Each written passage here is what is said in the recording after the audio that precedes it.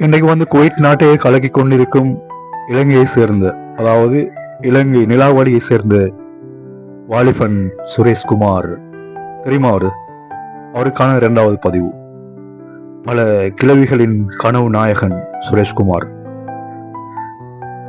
சுரேஷ்குமார் ஒரு ஸ்டோரி நான் சொல்ல போறேன். எப்படின்னா, சுரேஷ்குமாருக்கு தான் ஸ்டோரி சொல்றேன். அவரோட இதுல டிக்டாக் ஐடி அமெரிக்கன் கிங்னு போட்டிருந்தாரு. ஒரு அதை பிளாக் பண்ணிட்டு போயிட்டாரு. No problem. எனக்கு பயம் கிடையாது, அல்லாஹ் தவிர. அவர் என்ன மீட் பண்ணணும்.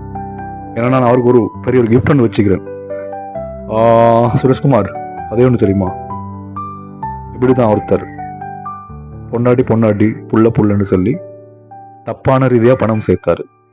அவங்கள ஏமாத்தி இவங்களை ஏமாத்தி ஒரு குறிப்பிட்ட காலத்துக்குள்ள கோடீஸ்வரன், நல்ல சொத்து, சின்ன ஒரு பிரச்சனை இல்லை, மாட்டி அவருக்கு ஜெயிலுக்கு போக வேண்டிய நிலைமை.